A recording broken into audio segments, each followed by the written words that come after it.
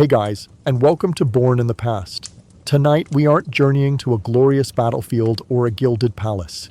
We journey to a place of dust, sweat, and a relentless sun, to the foot of mankind's most colossal and brutal works. Together, we will explore the stark truth, the untold reality, and the human cost hidden behind every stone of the great pyramids of Egypt. We will discover why for thousands of men, being a builder was not an honor, but a slow death sentence. So, before the first crack of the overseer's whip echoes in the air, take a moment to like this video and subscribe if you enjoy these journeys into the hidden truth of the past. And let me know in the comments, what fascinates or terrifies you the most about ancient Egypt? Alright, find a comfortable spot, dim the lights, and prepare to feel the weight of history. The darkness does not yield to the sun here. At the edge of the great desert, the darkness is its own entity, a heavy, cold blanket that smothers the world. You do not wake to a ray of light on your face, or the cheerful sound of a bird. You are awakened by the cold. It is a patient predator, seeping up from the packed earth floor, climbing through the thin reed mat you call a bed, and settling deep within your bones, a primordial chill that the coming heat of the day will scorch, but never truly expel. You open your eyes, but the gesture is meaningless. The inside of the mud brick hut is a block of perfect blackness, a small square tomb for the living. The air is thick, a stale broth of humanity. It carries the scent of the dried sweat of 50 other men, the sour ghost of last night's cheap beer, and the ever-present, stinging smoke from cooking fires that are never fully extinguished. You draw a breath, and you can taste the grit of yesterday's dust. It has settled in your throat, in your lungs, a fine layer of ground granite that is slowly turning your insides to stone. You cough, a dry, hacking sound that is immediately lost in the anonymous chorus of misery stirring around you. It is the only morning prayer in this God-forsaken place. Your body is a ledger of yesterday's labors. Each muscle is an entry of pain, each joint a screaming protest. Your spine feels like a column of shattered rocks. Your shoulders burn with a deep, residing fire. You try to clench your hands, and the knuckles crackle like dry twigs. You look at them in the oppressive darkness, though you cannot see them. You don't need to. You know them by their feel. Raw, swollen, the calluses thick, but still tender, the skin broken in places that send sharp, private agonies up your arms with the slightest movement. This is the machine you must operate for the next 12 hours, a broken, exhausted machine that must somehow be forced back into service. Slowly, painfully, you rise. The movement is a negotiation with gravity, a silent argument with your own screaming nerves. Around you, other shadows are detaching themselves from the floor. There are no greetings, no words of encouragement. There is only the rustle of coarse, sweat-stiffened linen, the collective groan of aching bodies, the soft, rhythmic shuffle of thousands of bare feet on dirt. This is the sound of the damned, rising for another day in the underworld. You stumble out of the hut's low entrance and into the pre-dawn gloom of the village. It is not a village in the true sense of the word. It is a camp, a human warehouse, built for the sole purpose of containing the workforce that feeds the great monument. The narrow alleys are a maze of identical mud brick structures, each one a cell holding its share of human fuel. The air here is even worse, a suffocating mixture of smoke, waste, and the scent of latent disease. You find your place in a queue, your clay bowl, your most valuable possession, held out in front of you. Sustenance, not pleasure, is what you receive. A brick of coarse barley bread, dense and gritty, a small stone to place inside your own stomach, a raw onion, its sharp, clean bite the only vibrant sensation you will experience all day. And finally, a ladle of beer from a large clay vat, a thin, watery, slightly sour liquid that is more a ritual than a refreshment, but safer to drink than the foul water from the camp's well. You consume it all mechanically, chewing the bread slowly, feeling its rough texture scrape against your throat. This is the fuel that will be burned away by the sun and the stone before the day is half over. Once the meal is done, there is no lingering. A new sound begins to build across the camp, the sound of thousands of feet beginning to move in a single direction. The great procession begins. You are a single drop in a slow-moving river of shadows, flowing out of the village and towards the wound in the earth they call the quarry. No one speaks. The silence is a shared burden, a collective understanding that words are a waste of precious energy. It is a funeral march for the living. As you walk, the sky in the east begins to bleed from black to a deep, bruised purple. The first hint of dawn is not a promise of a new day, but a final warning that your time is no longer your own. You look up, and you see it. A great, jagged silhouette against the growing light. The quarry. A great scar, a violation gouged into the landscape by the will of a king who would be a god. It waits for you, hungry. It has an insatiable appetite for stone, and for the men who must tear it from the earth's grasp. You are awake. You are standing. You are walking. A sentence for today has been passed. The only thing left to discover is its method of execution. You arrive at your workspace, a shallow niche carved from the rock face by the endless efforts of men who came before you. Some of them now lie beneath the sands that surround this place. The sun has begun its slow, menacing climb, and the air already vibrates with a low, percussive hum, the sound of the quarry waking to its daily violence. This is your domain, your personal square of hell for the next 12 hours. And here, laid out on a rough piece of sacking, is your arsenal. Not the weapons of a soldier, honed from polished bronze and noble wood, but the crude, almost insulting instruments of a slave to the stone. Your first companion of the day is honest in its brutality, a dolerite pounder. It is nothing more than a dark, dense, rounded stone, a teardrop of igneous rock chosen for one reason alone. It is harder than the granite it is meant to shatter. You lift it with both hands, and its dead weight is a familiar promise of pain. It is a tool without wit or ingenuity, a blunt instrument of pure mass. Every time you hoist it above your head, a deep strain travels from your wrists to your shoulders, seizing the muscles of your back in a fiery grip. And when you let it fall, the impact is not just a sound that echoes off the rock walls. It is a physical tremor that travels back up the tool, a jarring shockwave that rattles your teeth and vibrates through your skull. Each blow is a small death for your joints, a microscopic fracture in your own foundation. You use it to break the rough form of the rock, to smash away the largest imperfections, a task of pure, mind-numbing destruction.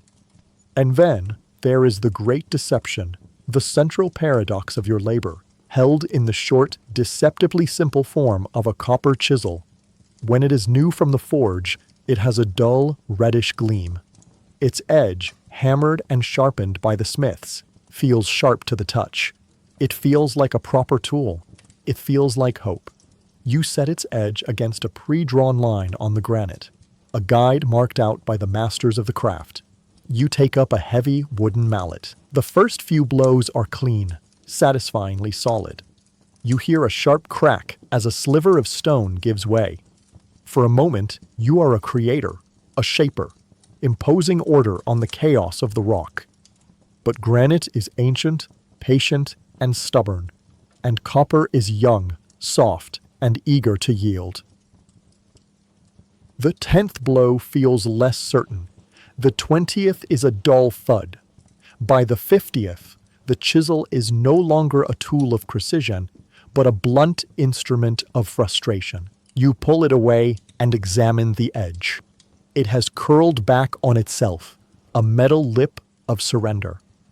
The sharp cutting surface has been hammered into a soft, rounded nub that merely bruises the stone instead of cutting it. And so begins the true, maddening rhythm of your day. A rhythm defined not by progress, but by failure. The endless pilgrimage of blunted tools to and from the forges, which glow like hell mouths in the distance. You spend as much time waiting for a sharp tool as you do using one, an anxious, sweat-drenched pause under the watchful, unforgiving eye of the overseer. When the chisel and pounder fail, you turn to wood. Massive, rough-hewn levers are jammed into the fissures you've painstakingly created. You and a team of others put your combined weight against the beam, your muscles screaming as you try to pry a block free from the mother rock.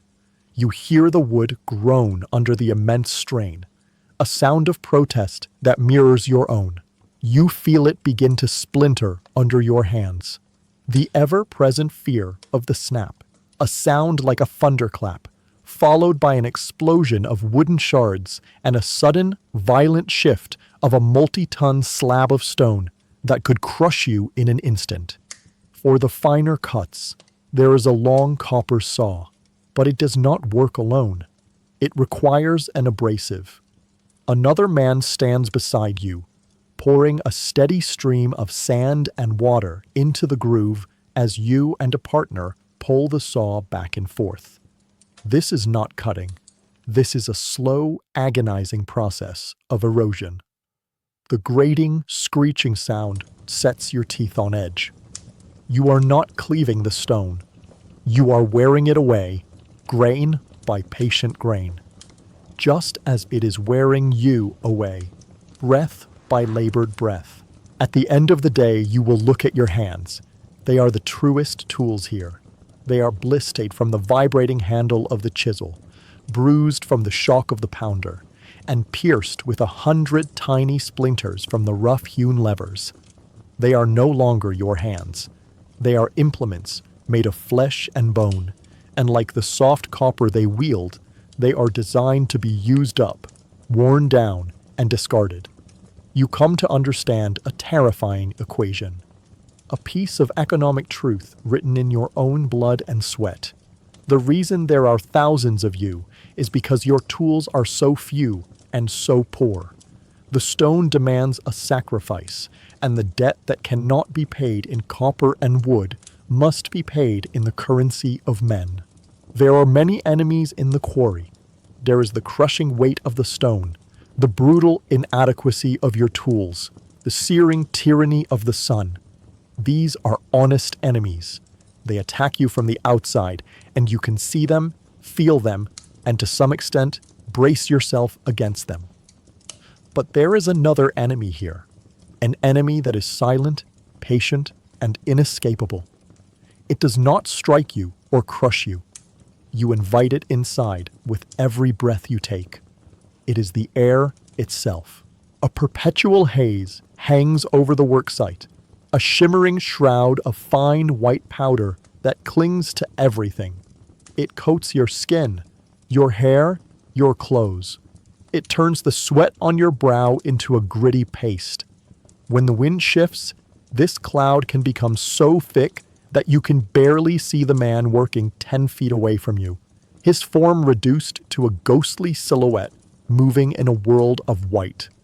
This is not the clean sand of the open desert. This is the pulverized essence of the mountain you are dismantling, the ghost of the stone, and it seeks a new home inside the warm, wet darkness of your lungs. With every breath, you draw it in. It is an involuntary act, a requirement for life that has been twisted into a method of execution. You do not breathe the clean, crisp air of the high desert. You breathe a thick, gritty vapor that scratches the back of your throat. You can feel it, a microscopic sandpaper slowly polishing your insides. At first, it is merely an irritation, a constant tickle that you try to ignore.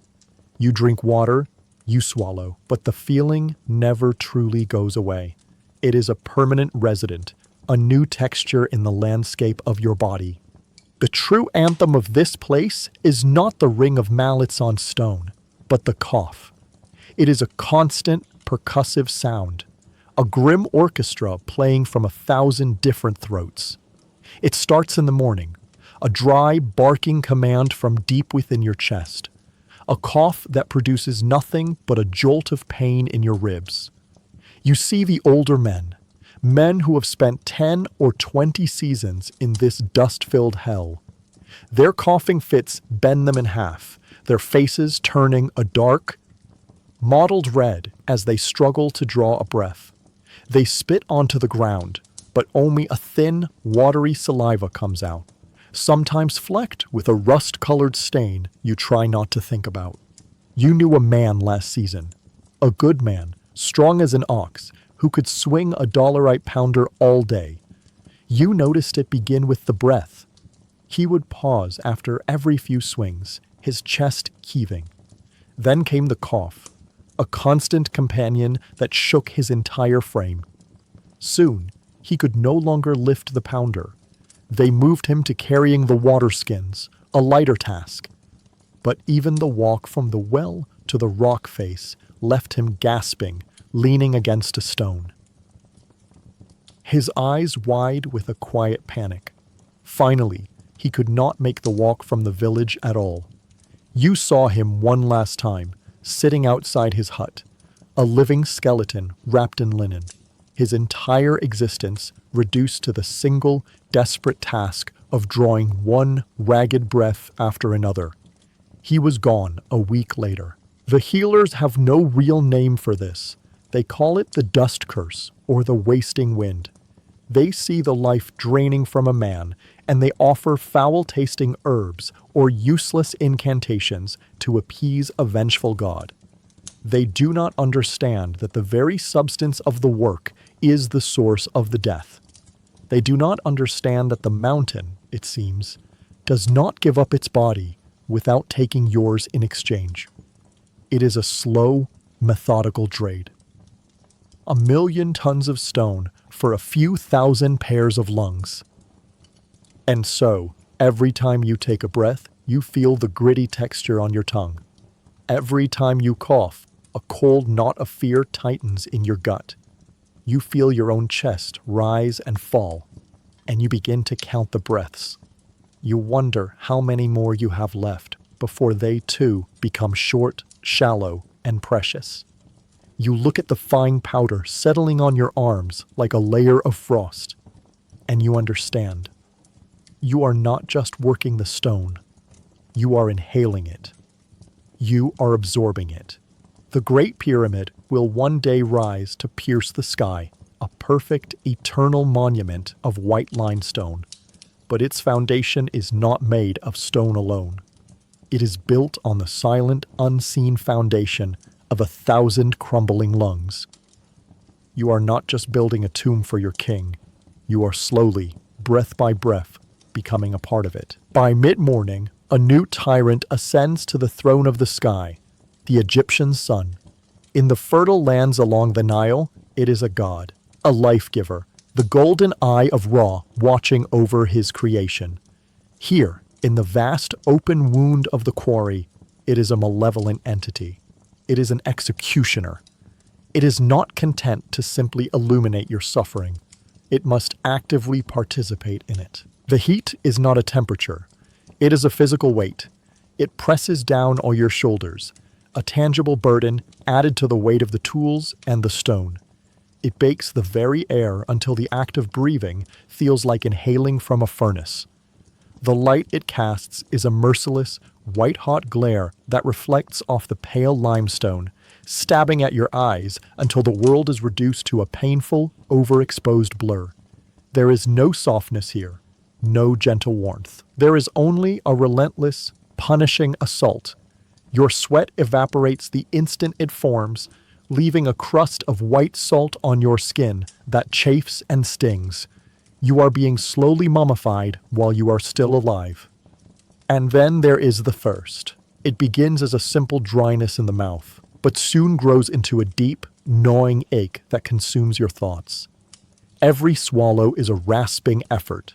Your tongue feels thick and heavy, a clumsy piece of leather in your mouth. Your entire being contracts into a single, desperate prayer for water. The arrival of the water bearer is the most welcome sight in this hell. A young boy, darting between the work gangs with a heavy, sloshing goatskin bag on his shoulder. He is a fleeting angel of mercy, but his mercy is rationed. He stops before you, and you drop your tool, your hands trembling slightly as you hold out your clay bowl. He uncorks the bag and pours. You are allowed 2 deep swallows, not 3. The water is lukewarm and tastes faintly of goat and leather, but it is the most precious substance in the universe. It is a brief, ghostly moment of relief that vanishes almost as soon as it begins, a single drop of water on a hot stone, leaving you with the aching knowledge of how much more you need. It does not quench the deep thirst. It only reminds you of its existence. You learn to read the signs of the sun's work in the men around you. You see a man's hands begin to tremble uncontrollably. You see another sway on his feet, his eyes glazed over with a dull, unseeing film. You hear a man's speech become thick and slurred, his words clumsy and confused. These are the first stages of the heat sickness, the sun's poison seeping into the body. You feel it in yourself. The world begins to shimmer at the edges of your vision. A dull, rhythmic hammer begins to beat against the inside of your skull. A sudden cramp seizes a muscle in your leg, a knot of pure agony that almost brings you to your knees. But the sun has an ally on the ground, an enforcer to ensure its tyranny is absolute, the overseer. He carries no tools to work the stone. His only tool is a long leather whip, and he watches for any sign of weakness with the keen eye of a vulture. When a man stumbles, when he falters and leans against the hot rock for a moment's respite, the overseer is there. He does not bring water, he brings pain. The whip cracks through the shimmering air, a sound sharper than any mallet striking a chisel. It lands on the man's back, leaving a dark, angry wheal. The overseer does not see a man suffering from the heat. He sees a tool that has stopped working. The cruel logic of this place dictates that the punishment for succumbing to the sun is more exertion, a beating that only accelerates the sickness. There is no escape. The quarry is a vast open-air oven designed by a merciless god. The only shade is the thin, useless sliver of darkness cast by the very rock you are trying to move, a shadow that taunts you as it shrinks with the sun's ascent. The air itself becomes a liar. In the far distance, across the shimmering expanse of rock and sand, you see it. A cool, shimmering lake, its surface ruffled by a gentle breeze. Your heart leaps with a stupid, primal hope before your mind catches up. It is a phantom, a cruel joke painted by the heat on the canvas of the sky. The sun seeks to cook the will from your body, to bake you down to nothing but bone and dust, a creature of pure instinctual thirst. The overseer's whip is merely there to speed the process.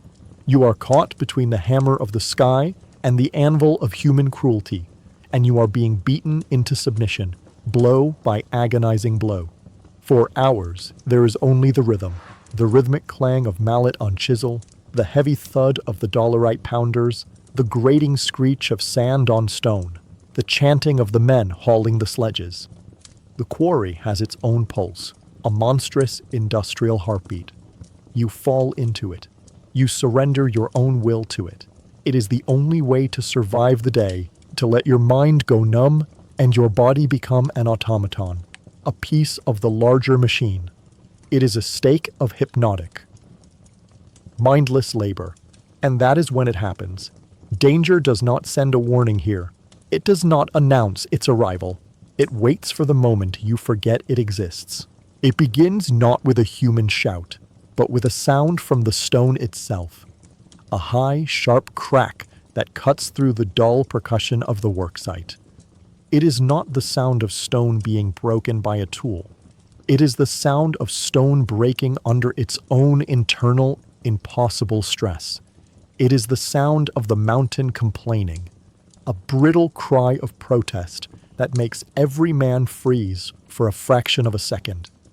All eyes turn towards the source, a massive, house-sized block of granite. Newly freed from the cliff face, a team of 50 men is desperately trying to lever it, inch by agonizing inch, onto a massive wooden sledge for transport. You see a great wooden beam, thick as a man's torso, wedged beneath the block. It is bowed, its fibers stretched to their absolute limit, groaning under the impossible weight. And then it happens. It does not splinter. It explodes. A thunderclap of shattering wood echoes across the quarry, a violent expulsion of energy that sends fist-sized splinters flying like projectiles. The sound is shocking, but what follows is a moment of pure, terrifying silence as the laws of physics assert their brutal dominance. A block of stone, freed from its primary restraint, lurches. It does not slide or fall. It shifts with the terrible, absolute finality of an earthquake. A multi-ton titan of rock, moving a few feet in less than the blink of an eye. You see two men on the far side of it, their bodies positioned to guide its movement onto the sledge. They have no time to run. They have no time to register the betrayal of the wood. They don't even have time to scream. One moment, they are men, muscles taut with effort, faces grim with concentration. The next moment, they are simply gone. They are erased from existence beneath the shifting weight. The sound is not a scream. It is a wet, final crunch. A sound of things being hideously broken. A sound that is somehow louder and more terrible than the snapping of the great beam. For a single, suspended heartbeat, the entire quarry falls silent. The rhythm is shattered. Every man is frozen, a statue of pure horror, his eyes locked on the space where the men used to be. The dust cloud from the impact hangs in the air, a funeral shroud that has already claimed its occupants. In that single moment of shared silence, every man in the quarry is united by one thought: that could have been me. The silence is broken not by a cry of grief, but by the sharp, piercing shriek of an overseer's whistle. It is followed by his voice, high and thin and laced with a fury that has no room for sorrow. "Get it stable! You fools, get it stable! Wedge it now!" The orders are not about the men. They are about the stone. The dead are an inconvenience. The true tragedy, in the eyes of the overseer, is the potential damage to the block and the time lost from the schedule. A new team is shoved forward, their faces pale with fear, to try and secure the teetering block. Another small group is given a more gruesome task. You watch as they approach the site of the accident. They don't bring stretchers. They bring reed baskets, the kind used for hauling away rubble. They are not recovering bodies. They are clearing an obstruction. The work of separating crushed bone and flesh from the dirt and gravel begins, a task performed with a grim, practiced efficiency that is more chilling than any display of grief. You turn back to your own section of rock, your hands shaking so badly you can barely hold your chisel. The sun feels a little colder now. The dust in the air feels heavier, like the ashes of the men who have just been consumed. Every fissure in the rock in front of you looks like a hungry mouth. You had forgotten you were a man, a creature of soft flesh and brittle bone. The cry of the stone has just reminded you. It has reminded you that this mountain has an endless appetite. The rhythm of the work slowly resumes, a little faster now, a little more frantic. The dead are already being forgotten by the living, who are now working with a desperate, fearful energy to avoid being the next sacrifice. The stone, the sun, the the dust, the constant threat of sudden, violent death. These are predictable tyrants. They operate by understandable laws of physics and nature. But there is another power in the quarry, a more cunning and unpredictable danger that walks on two legs: the overseer. He is the pharaoh's shadow in this sun-scorched hell, the human face of the impossible will that drives this entire enterprise. He does not work the stone, he works the men, and his methods are far crueler than any tool you wield. You learn to recognize him not by his face alone, but by the subtle shift in the atmosphere that precedes his arrival. A nervous energy ripples through the work gang. The rhythmic chanting of the haulers becomes a little more strained, a little more desperate. The pace of the mallets quickens, risking sloppiness for the appearance of greater effort. He does not carry a pounder or a chisel. He carries a single, long-lashed leather whip, coiled at his hip like a sleeping serpent. His skin is baked by the same sun as yours, but his body is not wasted and gaunt from labor. He is fed better, a fact evident in the thickness of his arms and the hard set of his jaw. His power is not in his muscles, but in his eyes. They are dark, restless eyes that are constantly scanning, constantly searching. He does not look for flaws in the stone or the progress of the work. He looks for flaws in men. He searches for the slightest hesitation, the momentary slump of the shoulders, the grimace of pain that a worker fails to conceal. His gaze sweeps across the rock face, and when it lands on you, it feels like a physical force. It is a constant, unnerving pressure that compels you to work faster, to push past the pain, to ignore the screaming protests of your own body. Fear, you quickly learn, is a more effective tool for shaping men than any copper chisel is for shaping stone. He rarely raises his voice to a shout. He doesn't need to. He moves between the work gangs with a predator's silent confidence, and when he speaks, it is in a low, contemptuous rasp that cuts deeper than any scream. He does not use your name. He likely does not know it. You are not a person to him.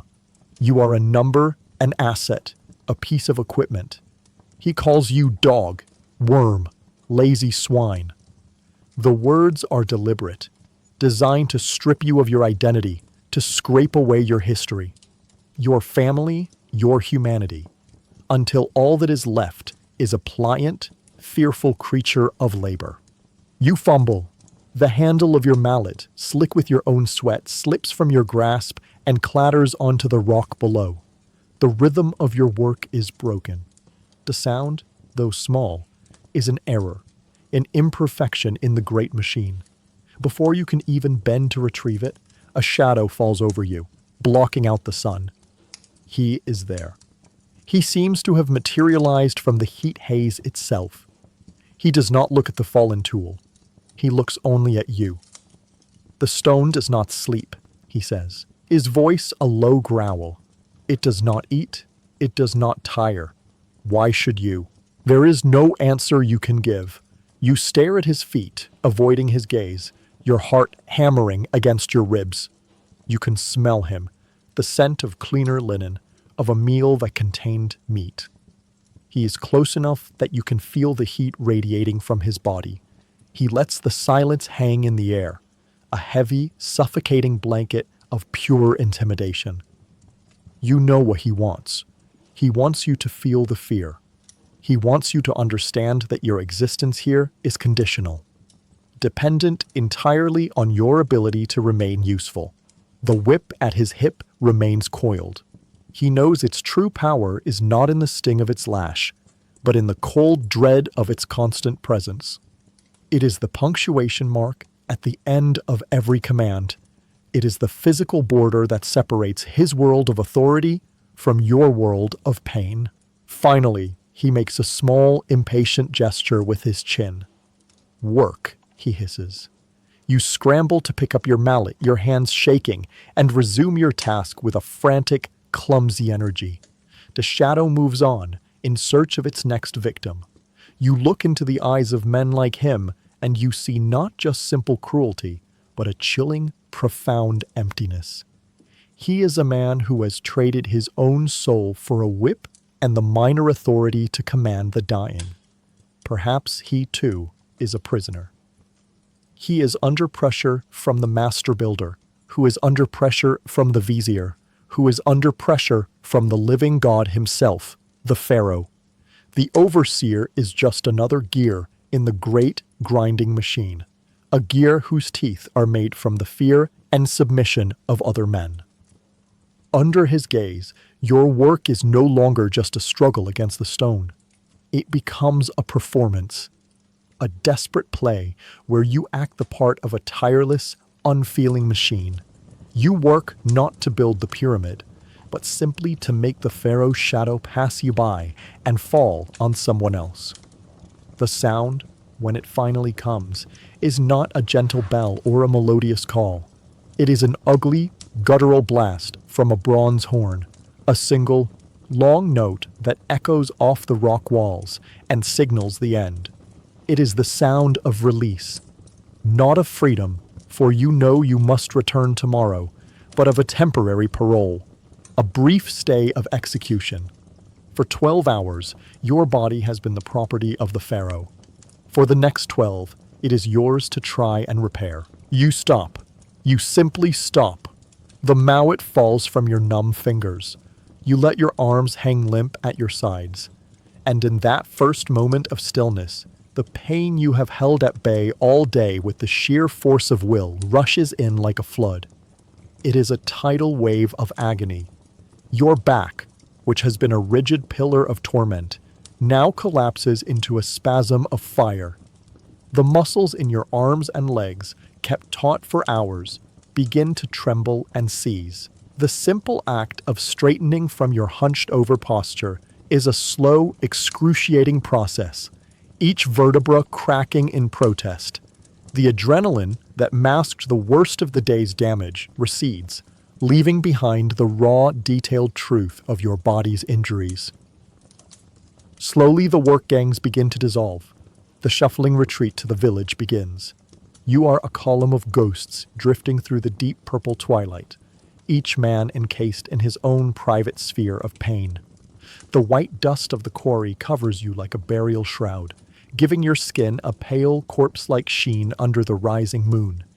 You watch the feet of the man in front of you, one weary, shuffling step after another. That is the entire world. To lift your head and look at the vast, starry sky would require an energy you do not possess. The silence of this procession is different from the silence of the morning. The morning silence was heavy, pregnant with the dread of the coming day. This evening silence is hollow, barren, the quiet of a battery that has been completely drained of its charge. There is no triumphant chatter, no boasting of the day's work, no talk of home or family. To speak of such things would be to invite a pain greater than any the quarry can inflict.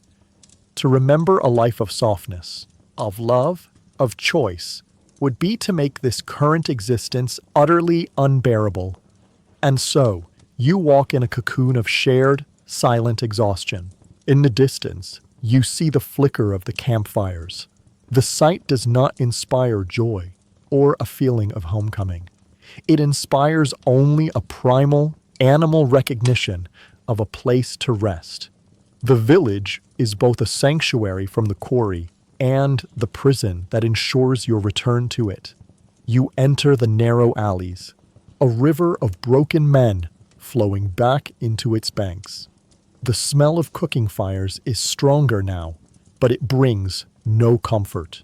You find your way back to your designated hut, the small space that is both your cell and your only refuge. Before you seek food, you perform the evening's vital rituals. You take your clay bowl to the water barrels and are allotted a small measure of water for washing. It is not enough for a bath, only enough to dip a corner of your linen wrap and wipe the worst of the dust from your face, your neck, your hands. The water in your bowl instantly turns a milky white, a testament to the stone you have been breathing and wearing all day. You look at your hands under the flickering firelight. They are a geography of new wounds. Fresh blisters rising alongside old calluses, cuts filled with grime, a nail torn and bleeding. You do not have ointments or clean bandages. You simply look at them, acknowledging the price of the day, before cleaning them as best you can. You take your place in the food queue again. The meal is the same: bread, beer, perhaps a handful of cooked lentils if the gods are smiling. You eat without tasting, your jaw aching with the effort of chewing. It is fuel, nothing more. You sit amongst the other men, their faces illuminated by the firelight, and you see your own exhaustion reflected in 100 other pairs of eyes. They are vacant, staring into the flames, their minds seemingly empty. Here, no one asks about your day. Everyone already knows. You are brothers, but your brotherhood is forged not in love or loyalty, but in a shared, unspoken suffering. Finally, you retreat to your reed mat. The work is done. You lie down, and the simple act of being horizontal is a luxury so profound, it is almost painful. But sleep does not come easily.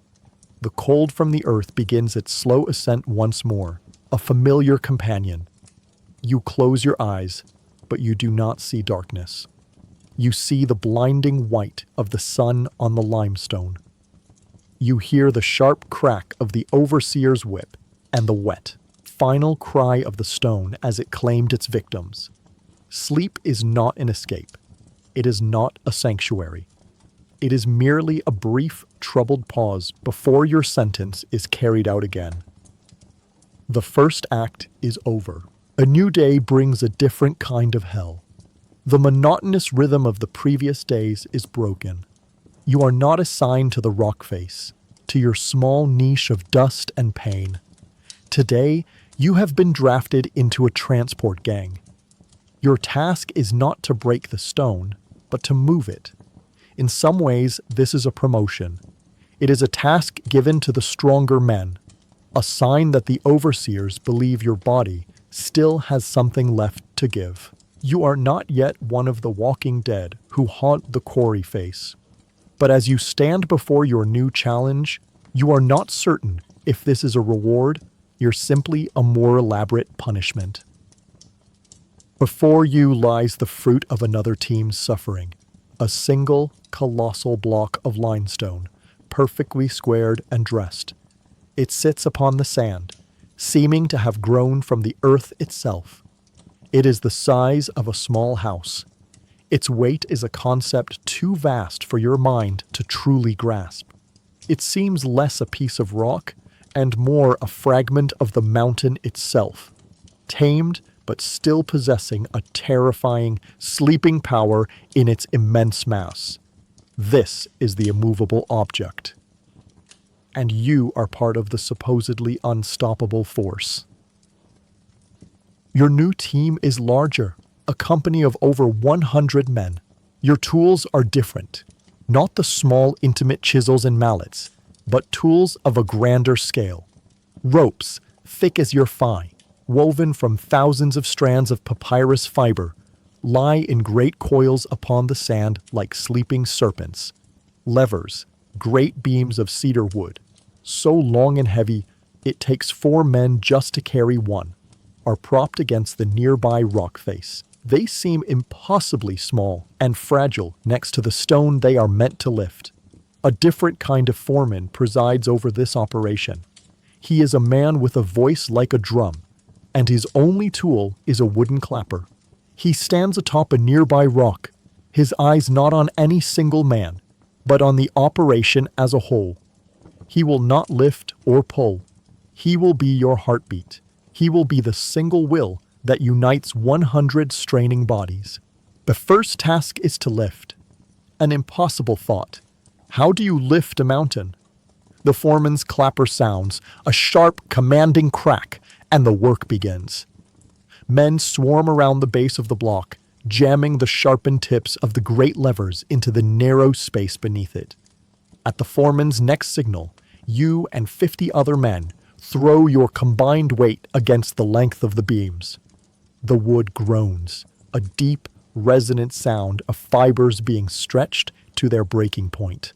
You feel the beam strain against your shoulder, your feet slipping in the sand as you push with all your might. For a long time, nothing happens. The stone is indifferent. It is absolute. The foreman's chant begins, a low rhythmic call that will govern your every muscle. Heave and hold, heave and hold. Again and again you throw your weight into the task. The sweat pours from you. Your muscles scream. And then a subtle shift. A grating sound echoes from beneath the stone. One side of the monolith lifts from the ground by the breadth of a single finger.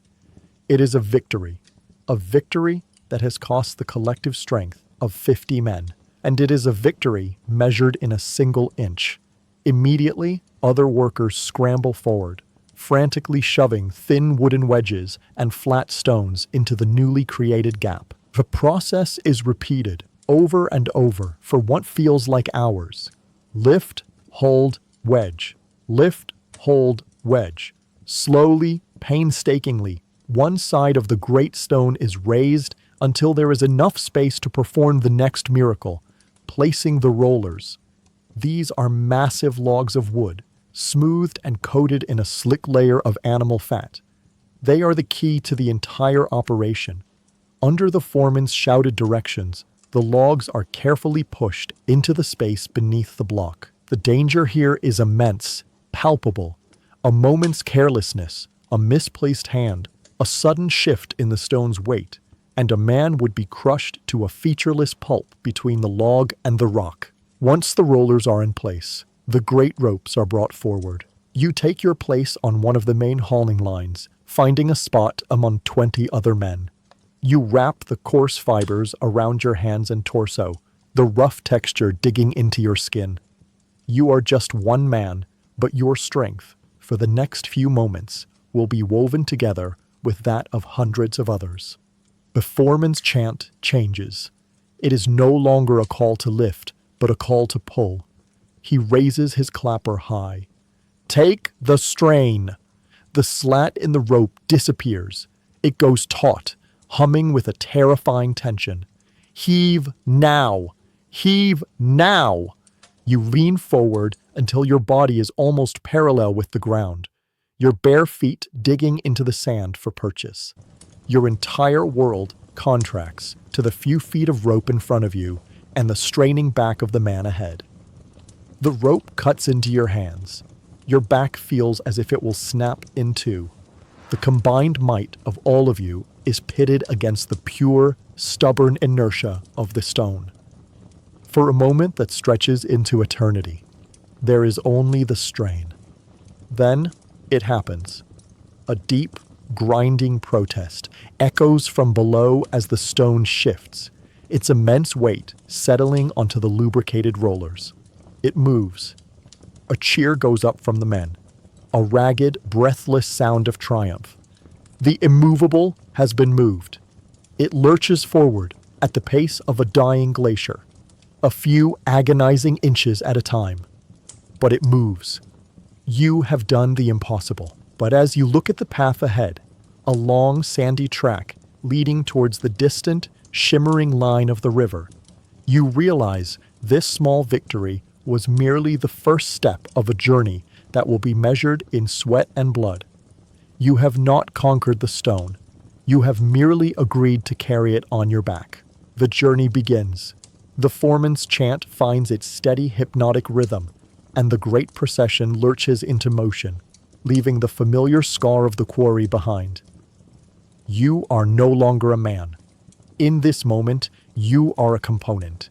You are a single muscle in a great human engine, an engine fueled by bread and beer and fear, designed for the sole purpose of conveying a god's ambition from one place to another. Your identity, your personal pain, your very thoughts are subsumed into the collective effort. There is only the rope, the man in front of you, and the dead, unyielding weight behind. The path ahead is not a road paved in stone for the convenience of travelers. It is a temporary wound cut into the desert floor, a wide track of leveled sand, cleared of the worst rocks and scrub. In some places, where the ground is particularly soft, rough wooden planks have been laid down to prevent the sledge from bogging, a crude railway built to be consumed by the desert after its purpose is served. This path does not lead to a town or a home. It leads only to the river, the next stage of the stone's sacred journey. The soundscape of your world has changed. Gone is the sharp, chaotic ringing of the chisels and the percussive thud of the pounders.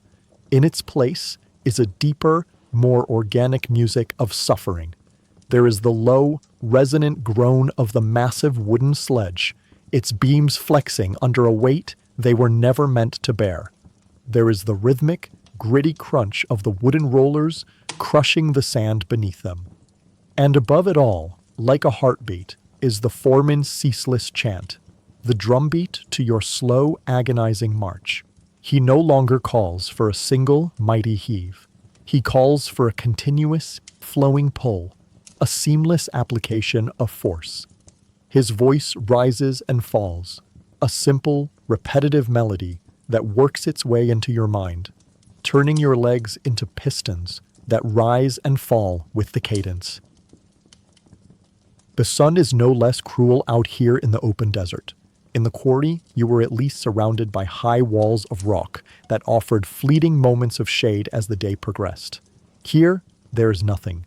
You are a tiny, toiling creature, fully exposed on a vast, featureless pan under a searing, indifferent sky. The heat radiates upwards from the sand, cooking you from below, while the sun beats down from above. There is nowhere to hide. You pull your linen headcloth lower, a futile gesture that does nothing to stop the blinding glare or the suffocating heat. Suddenly, the rhythm breaks. A sharp jolt travels up the taut ropes, nearly pulling you from your feet. The sledge grinds to a halt, its forward motion arrested. Ahead, shouts of anger and frustration erupt. A roller, improperly greased or encountering a soft patch of sand, has slipped from its position and been spat out from under the sledge. The giant is bogged down. The foreman's chant turns to a stream of furious curses. The entire procession, hundreds of men, is now idle while a specialized team works frantically to correct the error. Great levers must be brought forward. One side of the stone must be painstakingly lifted, just as it was in the quarry. The rogue roller must be retrieved and repositioned. It is a disaster of logistics. It is a waste of energy, a delay in the sacred schedule. You stand in your place, holding the slackened rope, grateful for the pause, but dreading the extra effort that will be required to overcome the inertia once more. The overseers walk the lines, their whips flicking impatiently, ensuring no man sits, ensuring everyone remains ready for the moment the work resumes. During the pause, you lift your head, squinting against the glare, wiping a mixture of sweat and grit from your eyes, and you see it.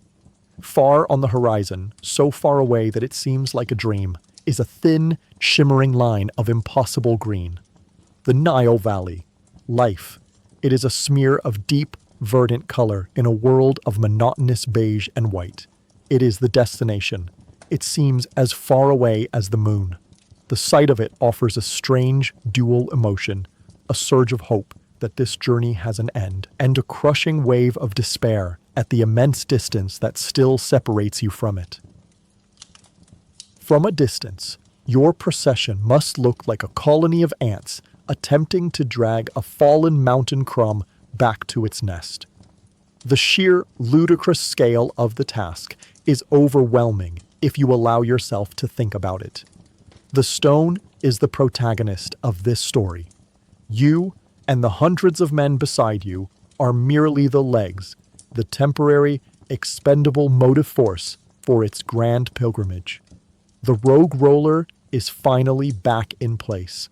The foreman's chant resumes, more urgent now. The ropes go taut. The strain returns, more intense this time. The great sledge groans, resists, and then, with a final shuddering crunch, begins to move again. Every foot gained is a victory. But there are thousands of feet between you and the riverbank. The quarry tested the strength of your muscles and the durability of your bones. This journey, you are beginning to realize, is a test of the endurance of your soul. And you are not sure you have enough left to pay the price. After days that feel like years, you arrive. The character of the world changes so abruptly it is a physical shock. The monotonous, sun-bleached beige of the desert gives way to a sudden, violent explosion of life. The air no longer tastes of dust, but of damp earth, of decaying reeds, of life. You can hear the chirping of unseen birds, the buzz of insects, and you see it, the great god of this land, the source of all its wealth and all its power, the Nile. It is a vast, brown, slowly moving serpent of water, its surface glittering under the same sun that was your tormentor. But here, the light seems softer, gentler. For the men who have known only the dead world of the quarry, this is like stepping into paradise. But you are not here to enjoy paradise. You are here to perform the most dangerous task yet. There, moored to the shore, are your salvation and your next terror, the barges. They are not the elegant papyrus skiffs of the nobles, nor the swift warships of the pharaoh's fleet. They are colossal, ugly, functional beasts.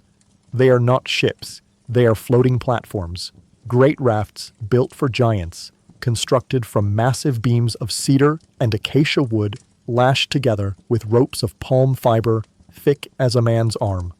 They are wide and flat-bottomed, designed for stability over grace. You look at the thickest beams, at the web of ropes that holds them together. And then you look back at the monolith your team has just dragged across miles of desert. You perform a simple, terrifying calculation in your mind. The wood and the stone, the buoyant water and the crushing weight. It does not seem possible. A great earthen ramp, reinforced with timber, has been built, extending from the shore out into the river. It is a bridge between two worlds, a temporary pier leading from the world of rock and dust to the world of water and silt. The procession makes its final, careful approach, the foreman's chant now a low whisper, a series of precise, urgent commands. Alignment must be perfect. On the stake of a few inches now could spell disaster. The front of the great sledge touches the base of the ramp. This is the point of no return. The pulling teams redouble their efforts, their grunts and shouts now laced with a new, keen-edged anxiety. The stone must be hauled up the slight incline of the ramp, a final, monumental effort. The rollers groan, some of them splintering under the focused pressure. The sledge scrapes against the timbers of the ramp. It is a slow, controlled collision of land and water. Finally, the leading edge of the stone slides off the sledge and over the deck of the barge. The moment the weight begins to transfer, the barge groans. It is a deep, guttural sound of wood being submitted to a force beyond its comprehension. The entire vessel sinks dramatically into the water. A sickening lurch that sends waves sloshing over the deck and onto the legs of the men working there. Water rushes up through the gaps between the massive beams. It seems for a moment that the barge will simply continue its descent, taking the stone and the men with it to the bottom of the river. The foreman is no longer chanting. He is screaming, "Balance! Balance! Shift the ropes! Hold it steady!" The barge lists violently to one side as the stone continues its slow, inexorable slide forward. One edge of the vessel dips dangerously close to the waterline. A cry of alarm goes up. The men on the barge, the river crew, scramble to the high side, their bodies a desperate living ballast against the tipping force of the stone. For a long, terrifying moment, The entire project, the culmination of months of quarrying and days of hauling, hangs in the balance, threatening to end in a vortex of splintered wood and churning water. Then, with a final shuddering groan that seems to travel up from the riverbed itself, the stone settles into the center of the barge's deck. The vessel sinks until it is perilously low in the water, its deck almost level with the river's surface. But it holds. It floats. A collective sigh of relief, a great exhalation of breath from 100 men, rushes through the air. It is a miracle of engineering, of balance, and of sheer, desperate faith in the strength of wood and rope. Your job is done. The great hauling ropes, your connection to the stone for so many days, go slack. You and the other men of the land crew step back, your muscles trembling with residual strain. You are no longer physically tied to the monolith. You watch as the river crew, men with a different kind of knowledge, take over, using long poles to push the laden barge away from the shore and into the current. You are a creature of the land, of the quarry. Your part in this stone's journey is over.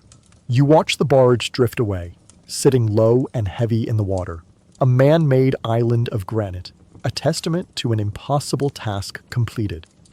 But the relief you feel is mixed with a new kind of dread. You have survived the dangers of the land. Now the stone and the men who guide it must face the unknown perils of the river, a god that is far older, deeper, and more powerful than any pharaoh. The ropes that tied you to the land are gone. You are adrift. The solid, predictable world of rock and dust has been replaced by the fluid, shifting world of water and sky. The barge, once an object of such intense, focused effort, now moves with a quiet, independent life, carried downstream by the slow, inexorable pull of the Nile's current. For the first time in what feels like a lifetime, there is a semblance of peace. The air is cooler here. A gentle breeze stirring off the water's surface. The only sounds are the soft lapping of waves against the wooden hull, the distant cry of a riverbird, and the low-voiced commands of the river crew. You are now under the command of a different kind of master, the river pilot. He is an old man, his skin as wrinkled and brown as a dried fig, his eyes narrowed from a lifetime of staring into the sun's reflection on the water. He does not shout or curse. He stands at the front of the barge, holding a long steering oar, and he reads the river's skin.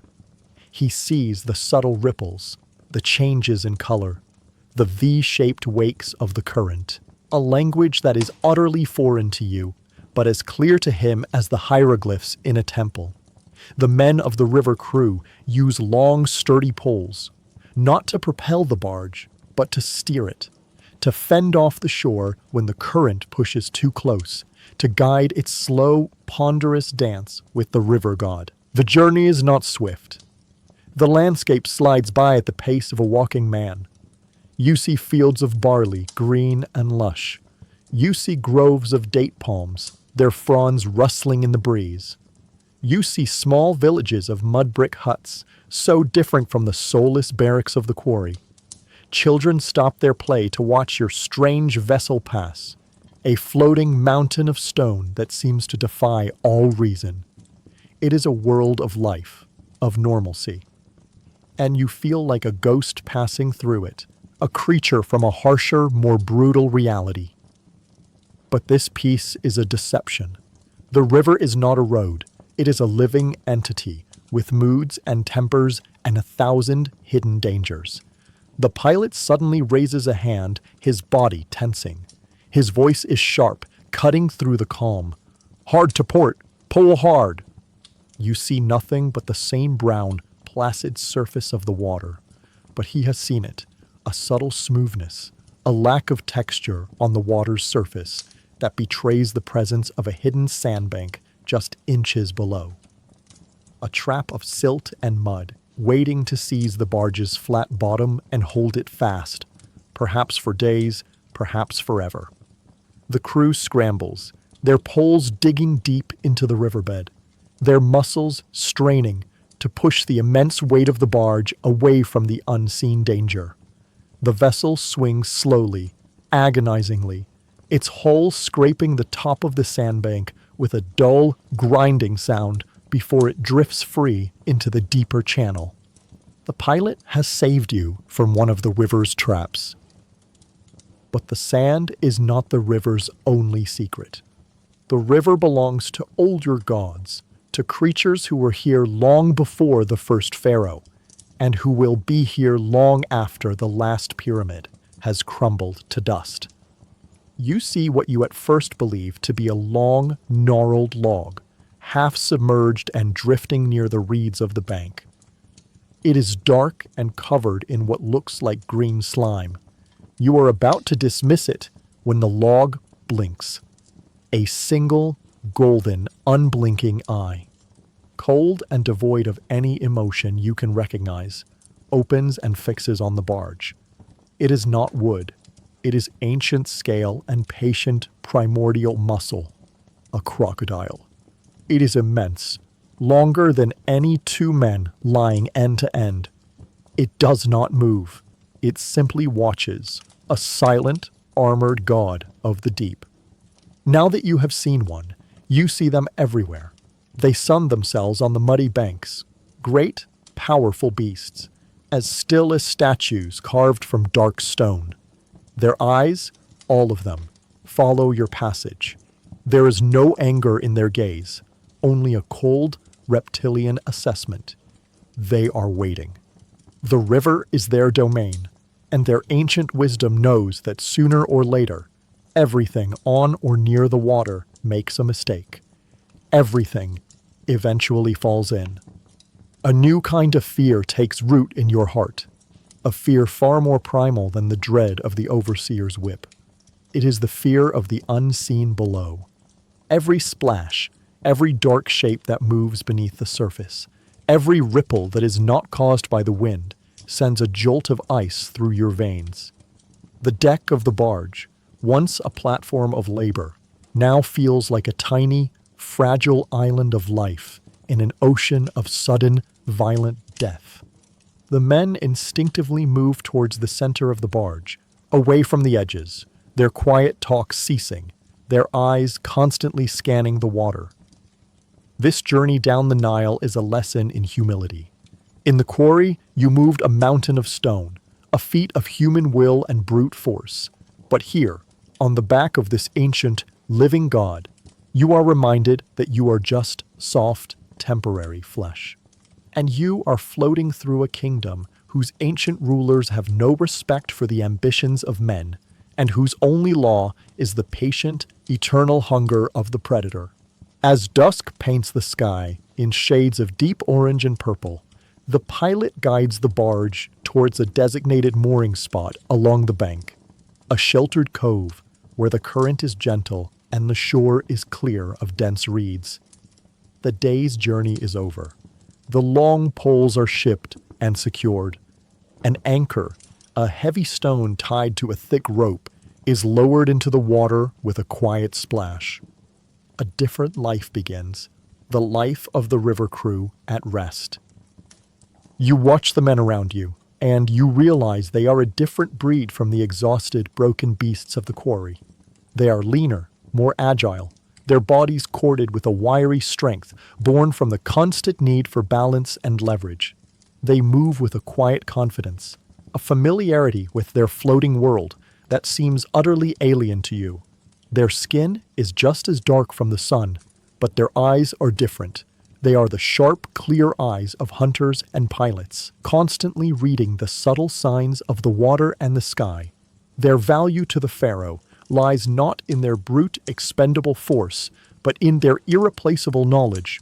And this value, you are about to learn, is reflected in their rations.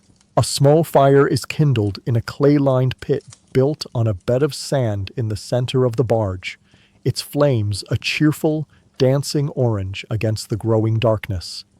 The snow that soon rises from it is something you had thought you might never experience again.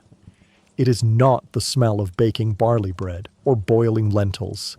It is the rich, savory scent of cooking fish. You watch as one of the men scales a freshly caught tilapia, its silver scales flashing in the firelight. He guts it with a few deft movements of a bronze knife and places it on a clay platter over the fire.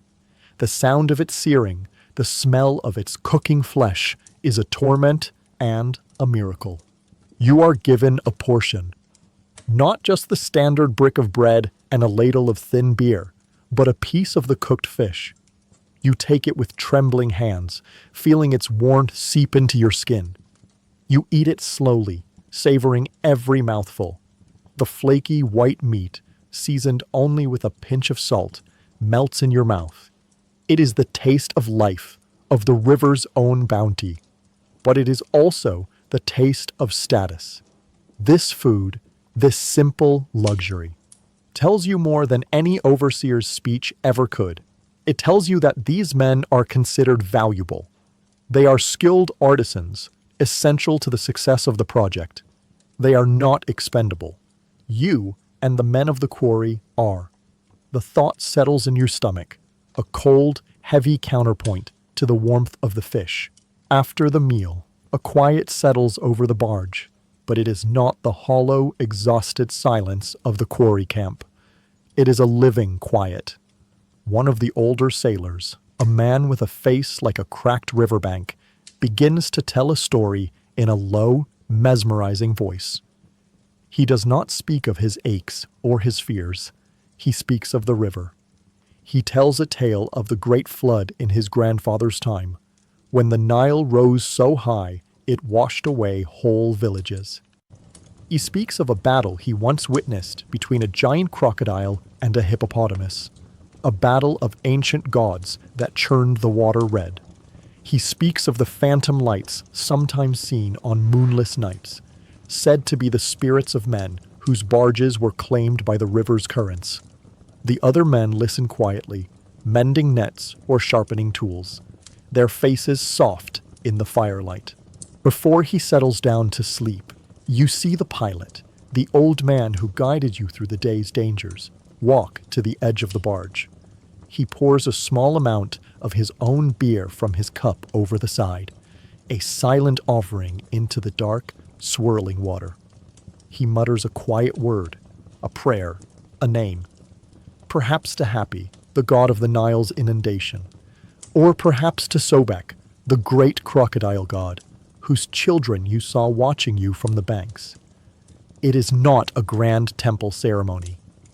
It is a small, personal, practical gesture, a bribe, a token of respect paid by one old master of the river to another, far older one. You sit apart, listening, observing this strange new culture. The crew has accepted you into their circle for the night, shared their superior food, and allowed you to listen to their stories.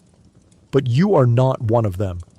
Your hands are the calloused, broken hands of a stonebreaker, not the nimble, rope-wise hands of a sailor. Your silence is born of exhaustion, not of quiet confidence. You are a passenger on their vessel. As temporary and as alien as the great stone that sleeps in the center of the deck, a silent guest from another, harder world. You lie down on the wooden planks, the gentle, rhythmic rocking of the barge, a strange and unfamiliar cradle. You are fed better.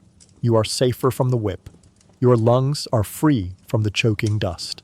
But you are still a prisoner. The quarry was a cage of rock and pain. This barge is a cage of water and wood, a floating cell. Carrying you ever closer to Giza, where another kind of work, another kind of hell, awaits your arrival. The days on the river bleed into one another, a slow, timeless drift of water, sun, and sky. The gentle rocking of the barge, the quiet nights, the richer food, they begin to feel normal. The horrors of the quarry fade into a harsh, dreamlike memory. You start to feel like a riverman. But the river has a destination, and it does not forget. Then, one morning, as the dawn mist burns off the water, the old pilot points to the west, his face impassive, and you see them. At first, they are just small, perfect triangles on the horizon, hazy and insubstantial, seeming to float between the earth and the sky. But as the river carries you closer throughout the day, they grow. They do not just get larger. They seem to consume the horizon, to pull the sky down around them. They defy all sense of scale and proportion. They are not buildings. They are man-made mountains, geometric gods sitting in judgment over the mortal world. Two of them are perfect, sheathed in gleaming white limestone that reflects the sun with a divine, blinding intensity. But the third, the one you are destined for, is different. It is a work in progress. It is a chaotic, stepped mountain of rough, tiered stone, its sides crawling with a vast network of ramps and scaffolding. From this distance, you can see the workforce that covers it, a swarm of thousands upon thousands of tiny moving specks, like ants on a disturbed hill. The sight fills you with a sense of awe so profound it borders on terror. The barge leaves the main, wide channel of the Nile and is pulled into a complex network of man-made canals. The peaceful quiet of the river is shattered. This is the great harbor of Giza, the logistical heart of the largest construction project on the planet. The water is choked with other barges. Some, like yours, carry colossal stones from the south. Others are laden with finer, white limestone from the quarries at Tura across the river. Still others bring mountains of food, timber, copper ingots, and fresh drafts of men. The air is no longer filled with the cries of birds, but with the shouts of 1,000 foremen, the hammering of 1,000 workshops, the grinding and scraping of 1,000 tons of stone. The peaceful, watery dream is over. You have arrived at the industrial heart of a god's ambition. Your barge is skillfully maneuvered into a stone-lined bay, one of dozens that make up the bustling port. The journey is over for the river crew. On the shore, a new army of men is waiting, a reception committee. They are the land haulers of Giza. You see immediately that they are like the men of the quarry. Their bodies are thicker, more powerful, their faces etched with the same grim endurance. They look at your barge, at the stone, and then at you and the rest of the river crew with a look of professional disinterest. Your brief life as a man of the water is over. You are once again a beast of burden. The process of unloading is a terrifying reversal of the loading. A great ramp, slick with river mud and water, leads up from the edge of the canal basin to the solid ground of the plateau. The task is now to haul the stone not just forward, but upward, against its own immense desire to stay put. Great hauling ropes, identical to the ones you used in the desert, are brought and secured around the monolith. The river crew works to keep the barge stable. Press tight against the ramp, while the Giza land crew prepares to take the strain. You take your place on one of the ropes, the coarse, familiar fibers, a harsh reminder of your true station. The chant of a new foreman begins, his voice sharp and impatient. You lean into the rope, feeling it go taut. The muscles of your back and legs, soft from the relative ease of the river journey, scream in protest. The barge groans as the weight is pulled from it, its hull rising high in the water as the stone slowly begins to move. The monolith scrapes and screeches as it is dragged, inch by painful inch, up the muddy ramp. A rope on the far side goes slack for a heart-stopping moment. The stone skews, its corner threatening to slip off the edge of the ramp and plunge back into the canal. The foreman's curses are a whip of pure sound. The men on the affected rope scream with effort as they regain their footing and pull the line taut, correcting the slide just moments before disaster strikes. The tension is unbearable. Every man knows that a single mistake here could send the stone to the bottom of the canal, a catastrophe that would be punished with beatings or worse. Then, with a final earth-shaking thud, the entire block clears the ramp and comes to rest on the solid, dusty ground of the Giza Plateau. A ragged cheer goes up from the haulers. The stone has arrived. Its long journey from the heart of the mountain is complete. The river crew pushes their now empty, high-riding barge back into the canal, ready for their return journey south. Your brief, dreamlike interlude is finished. You are back on land, back in the dust. Surrounded by the clang and shout of ceaseless labor, you look up from the delivered stone towards the colossal, unfinished pyramid that looms over you, a new, more complex hell waiting to be explored. You have escaped the quarry. You have survived the river. But you have a terrible, sinking feeling that the true test, the final act of your sentence, is only just beginning. The hauling ropes are unfastened from the great stone, coiled and carried away by other men for the next arrival. Your job for now is done. The foreman of your gang, his duty complete, dismisses you with a grunt and a wave of his hand. You are given a moment, a rare, precious moment in this world of ceaseless labor, to simply stand and breathe.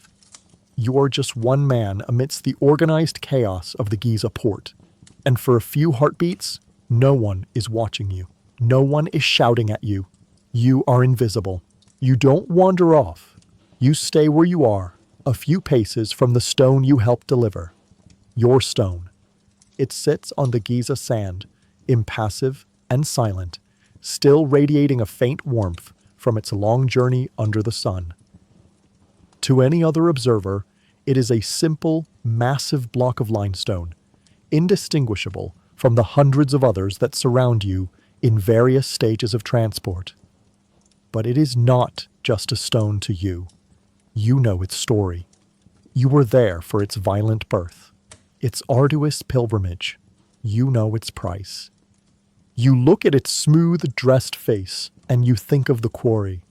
You remember the fine, white dust, the constant, shimmering haze that you breathed in day after day.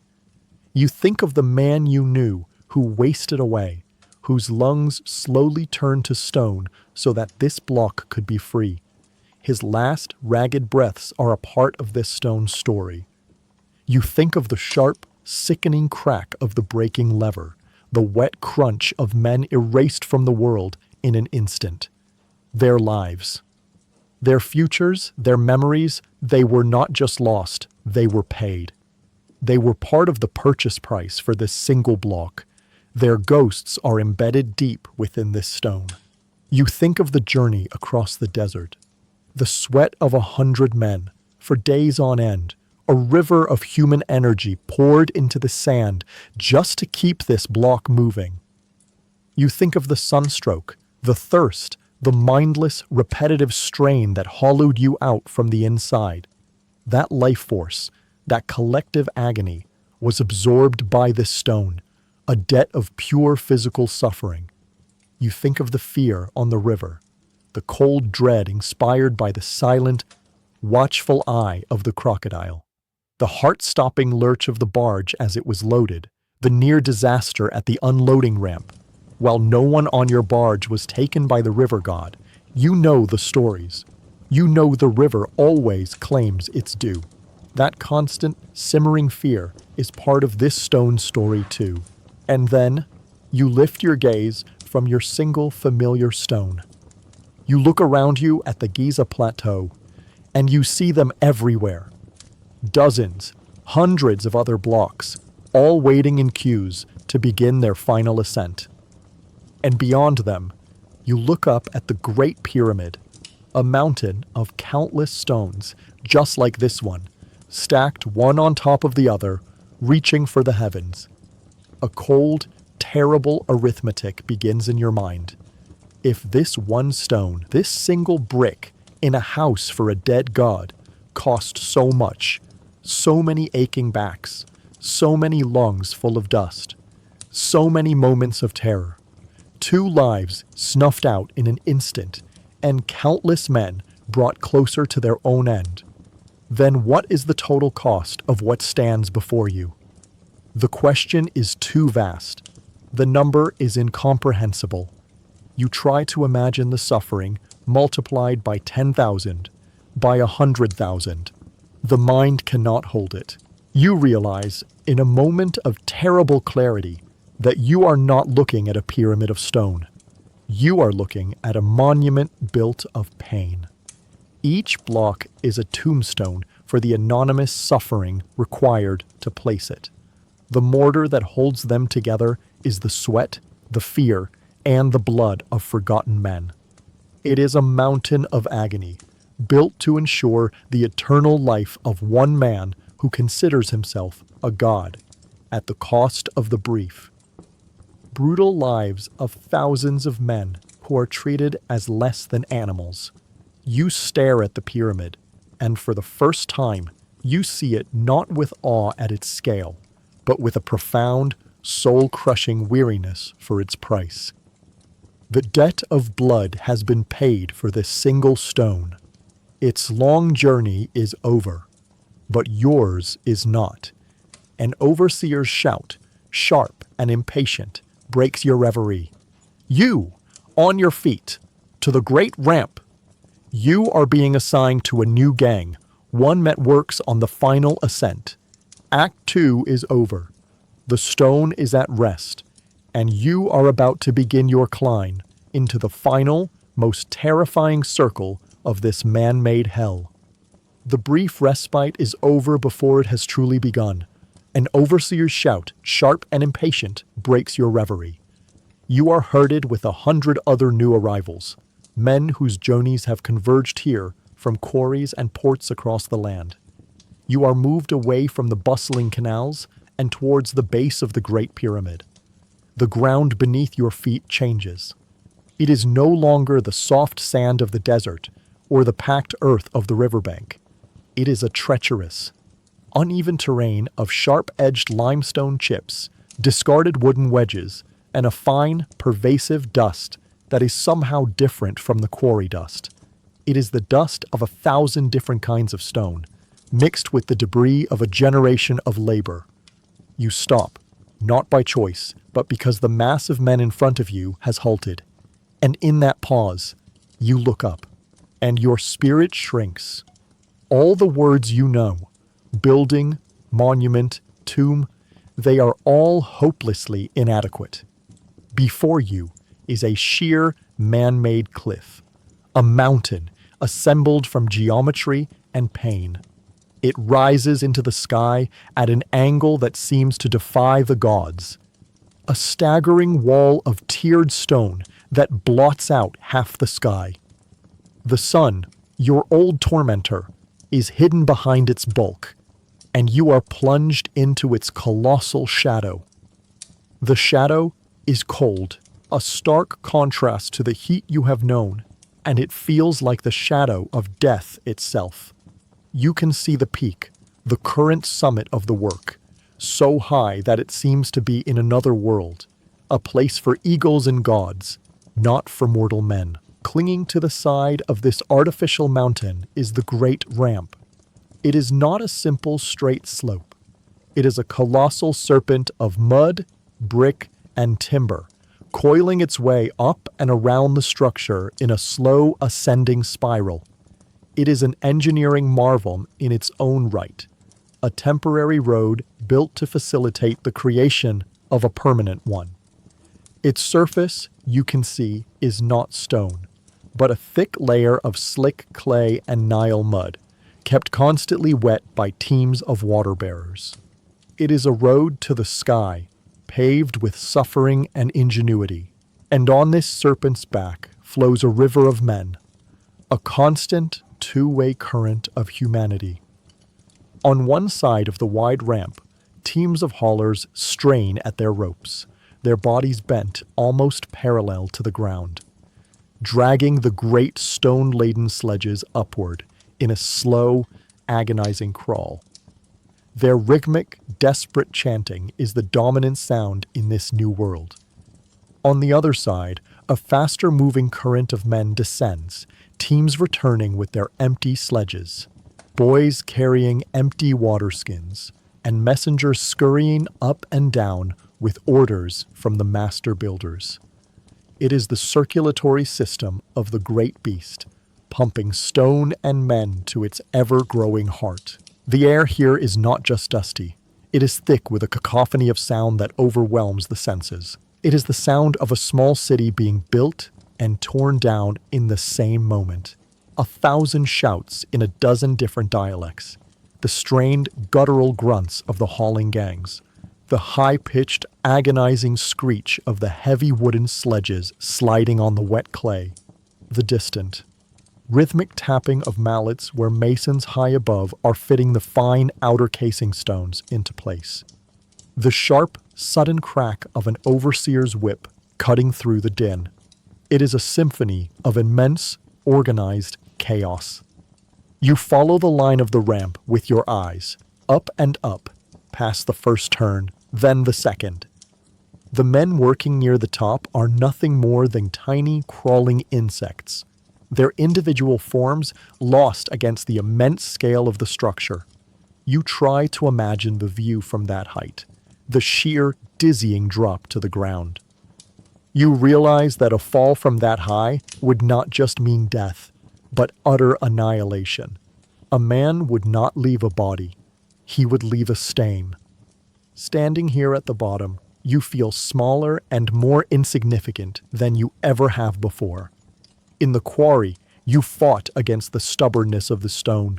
On the river, you feared the silent depths of the water. Here, you are dwarfed by the sheer, inhuman scale of the ambition itself. This is a project that does not measure its progress in days or weeks, but in generations. You are a single anonymous grain of sand about to be added to the mountain. An overseer shoves you roughly from behind, breaking your trance. "You, and you water crew, move!" he barks, pointing towards a group of men picking up heavy clay jars. Your new job is not to haul the stone, but to carry the water that lubricates its path. Your ascent is about to begin. You stumble forward, lift a heavy jar to your shoulder, and take your first step onto the base of the great ramp. It is a stairway that you know leads not to the heavens, but to a new and higher form of hell. The clay jar is a dead, sloshing weight on your shoulder, its rough texture chafing your skin through your thin linen tunic. Your first steps onto the great ramp are a lesson in a new kind of physics. The surface is not solid. It is a slick, treacherous layer of wet Nile mud spread over packed rubble. It is designed for the sledge to slide upon, not for a man's bare feet to grip. Each step is a careful negotiation, a test of balance. The incline is relentless, a constant. Upward pull that makes the muscles in your calves and thighs burn with an intensity you have not felt before. The quarry was a horizontal hell of back and forth motion. This is a vertical one, a direct defiance of gravity. Your task is simple but vital. You are a water bearer. You and hundreds of others like you form a human irrigation system, carrying water from the great cisterns at the base of the ramp to the teams working on the ascent. You are the lubrication for the great machine. You walk on a narrow path at the very edge of the ramp, a precarious ledge just wide enough for one man. To your right is the endless, straining column of the hauling gangs. To your left is a sheer, dizzying drop. You walk beside one of the hauling teams as you ascend. You are so close to them you can see the sweat dripping from their chins, the bulging veins on their necks, the grimace of pure effort etched onto their faces. You can smell the sharp, acidic scent of their exertion. Their chant is no longer the rhythmic, almost melodic call of the sledge teams on flat ground. Here, it is a series of short, explosive, guttural grunts, each one timed with a coordinated lurch forward. It is not a song. It is the sound of lungs being forced to work beyond their capacity, the sound of men turning their very breath into motive force. You see the foreman walking backwards in front of them, his eyes locked onto his men, his hands clapping out the rhythm, his voice a raw, hypnotic bark. You watch the great hauling ropes, thick as pythons, stretching taut until they seem to sing with tension. You see how they bite into the men's shoulders, even through the leather pads they wear. The men are not just pulling with their arms and legs. They are pulling with their entire beings, their bodies harnessed to the stone, like oxen to a plow. Your own foreman gives a sharp signal. It is your turn. You must hurry ahead of the slowly advancing sledge. Find a dry patch on the ramp and empty your jar. You half run, half scramble forward on the slippery path, your heart pounding with a new kind of anxiety. You reach the spot, and without pausing, you tip the heavy jar. The water gushes out with a thirsty hiss, spreading across the clay, turning it into a slick, dark mud. Your task is to ease the burden of the stone, and then you must get out of the way. You turn to scramble back to the safety of the path at the edge of the ramp, but your foot slips on the very mud you just created. For a single, heart-stopping second, you are falling. The world tilts, and the only sound you hear is the deep, groaning screech of the approaching sledge, the sound of your own impending death. You flail, your hands finding purchase on the rough edge of the ramp, and you find your footing, lunging to the side, just as the massive wooden runner of the sledge slides past the spot where your head was a moment before. The hauler closest to you gives you a look, not of pity or concern, but of pure, animalistic fury for having broken his rhythm. You have learned your lesson. There is no room for error in this vertical dance. With each turn of the ramp, you climb higher. During a brief pause while a team ahead negotiates a difficult turn, you make the mistake of looking down. The world you knew, the world of men and workshops and canals, has shrunk to a collection of toys. The great barges in the harbor are no bigger than your thumb. The height is a physical presence, a vast emptiness that pulls at your gut and makes your head swim. You quickly look away, back at the solid, reassuring stone of the pyramid beside you. The traffic here is constant. On the other side of the ramp, a descending column of men moves at a faster pace. Men with empty jars jog carefully past you. A team carries a man on a makeshift stretcher, his leg bent at an unnatural angle, his face a mask of silent agony. Another man is being helped down by his comrades, his face pale, a dark stain of blood on his tunic. It is no time for pity. There is only time to get out of their way. You are a single water bearer in a long, endless chain, a single blood cell in the artery of the ramp.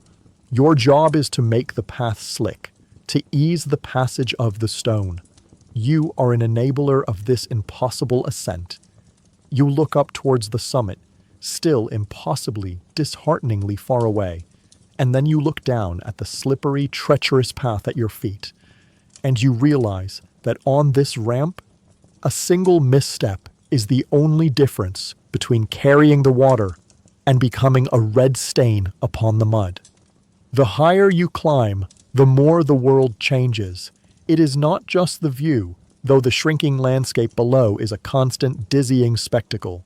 The very air is different. It is thinner, making each breath a more deliberate effort. And the wind is a constant physical presence. Down on the ground, it was a whisper. Here it is a bully, a restless spirit of the sky that shoves at you, threatening to unbalance your every step. It whips the fine dust into your eyes and sings a low, mournful song in your ears. You fall into the punishing rhythm of the ascent and descent. You carry your full jar of water up, your muscles screaming, your focus narrowed to the few feet of slippery mud in front of you. You empty it and enjoy the brief, glorious moment of weightlessness before beginning the more treacherous journey down, your leg muscles trembling as they fight against gravity and the steep Swick incline. For hours, This is your entire existence. The fear of the height, so potent at first, recedes into the background, replaced by the more immediate and familiar ache of your muscles and the burning of your lungs. This is how the ramp tricks you. It lulls you into a false sense of security with its monotonous brutality. It makes you forget exactly where you are. And then comes the sound. It is not the groan of wood or the cry of stone. It is a sharp, explosive crack, like the sound of a great tree being struck by lightning.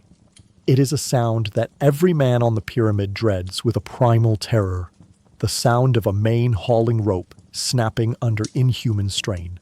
Instinctively, you flatten yourself against the face of the pyramid, your heart seizing in your chest. You look up the ramp to a hauling team 50 yards ahead of you. You see one of the 4 great ropes, thick as a man's leg, whipping through the air like a dead serpent.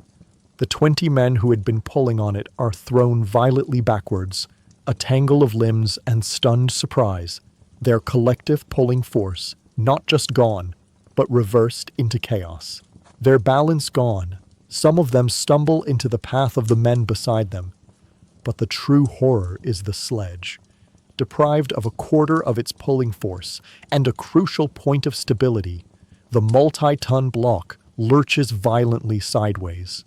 Its immense inertia is now uncontrolled. It slides, scraping and screeching, towards the outer edge of the ramp.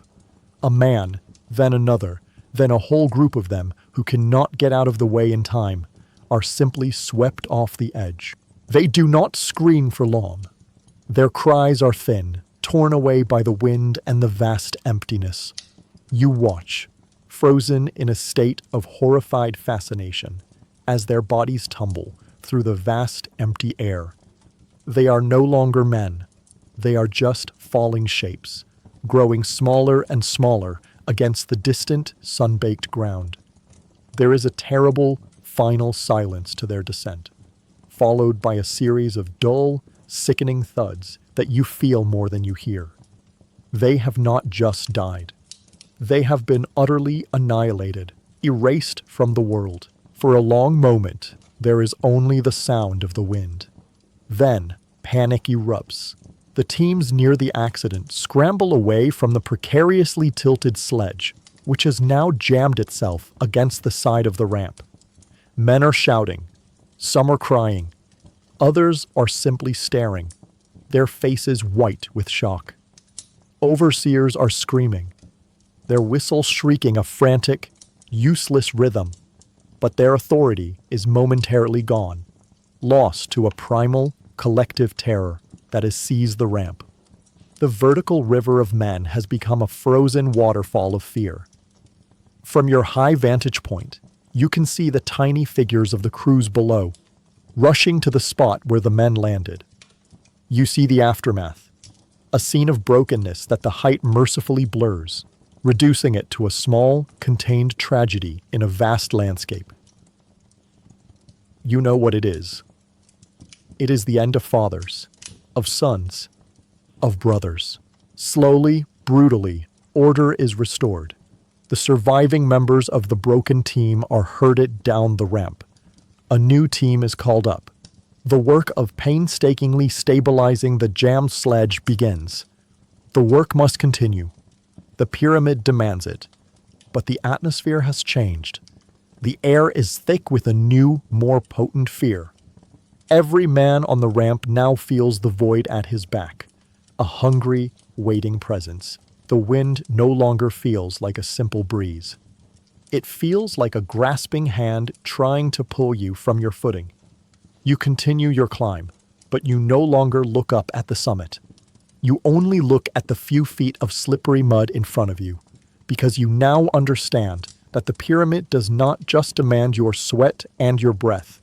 It demands your unwavering attention, for it is always waiting for a single moment of distraction to claim you.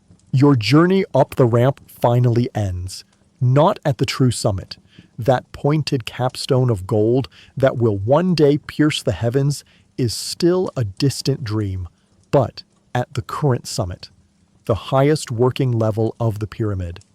You step off the ramp onto a vast, flat plain of stone, a windswept plateau created by men.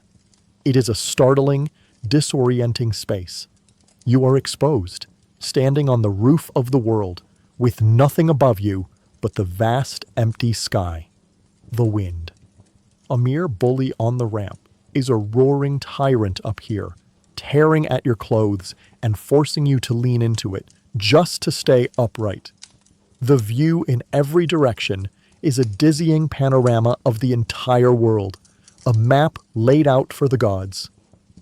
Here, a different class of man is at work. These are not the half-naked, dust-caked haulers or water-bearers. These are the master masons and the stone setters, the skilled artisans who hold the pyramid's perfection in their hands. They wear cleaner linen, and they move with a slow, deliberate confidence that seems insane at this terrifying height. They carry not water jars, but heavy mallets, fine bronze chisels, and strange wooden instruments for measuring angles and lines. They walk near the edge of the great abyss with an unnerving calm, their minds focused entirely on their craft. Their fear locked away in some place you cannot comprehend. A hauling team, the one you saw escape disaster after their rope snapped, finally crests the top of the ramp. With a final coordinated heave, they drag their massive block of limestone onto the platform. Their work, the work of brute, linear force, is done. They collapse in exhausted heaps, their chests heaving, their role in this stone's journey complete.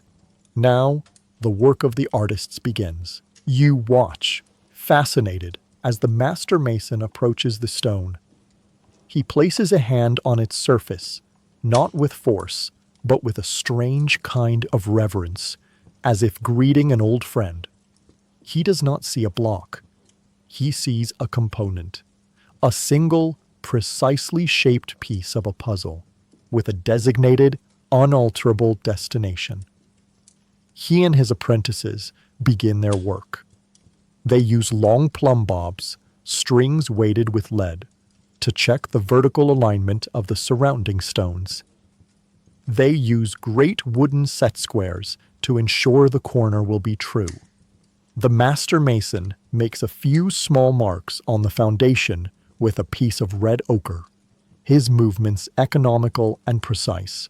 Other men come forward, carrying buckets of a wet, white, plaster-like mortar made from gypsum. They spread a thin, even layer onto the foundation stone where the new block will rest. It is not a crude cement to hold the stones together. The weight of the pyramid itself will do that. It is a lubricant, a thin, slick bed that will allow the setters to make the microscopic adjustments needed for a perfect fit.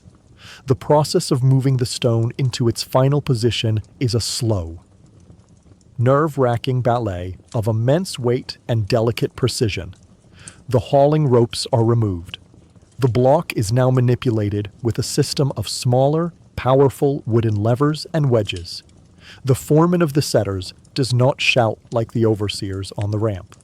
His commands are quiet, almost whispered, a series of short, technical instructions that his team understands implicitly. A finger's breadth to the east, hold. Lower the western corner. Gently, gently, stop. The men use the levers to nudge the multi-ton block fractions of an inch at a time. They work in the impossibly tight space between the new block and the ones already laid. A space where a single slip, a single miscalculation, would mean a crushed hand, a shattered leg. A lever slips on a patch of mortar, and the corner of the block grinds heavily against its neighbor, sending a shower of stone chips into the air. The master mason does not flinch. He doesn't even look up. He simply signals for the lever to be reset. His focus absolute. His calm is more unnerving than any overseer's shout. With a final coordinated push from a dozen levers, the stone is lowered into its permanent place. There is a deep, soul-satisfying thump, a sound of absolute finality that you feel through the soles of your feet. The journey is over. The stone has found its home. It has ceased to be a block and has become a part of the pyramid. You look at the perfectly joined seam between the two massive stones, a line so tight you could not fit the blade of a bronze knife between them. And you understand, in that moment, that this impossible monument is being built not just by the muscles of 1,000 slaves, but by the minds of a few brilliant, fearless men. The masons are already turning their attention to the next space, preparing the bed for the next block. For them, this was just one more step in a lifetime of steps. For the stone, it was the end of a journey that began with a violet crack in a distant quarry. You look down the ramp at another great block beginning its slow, torturous ascent.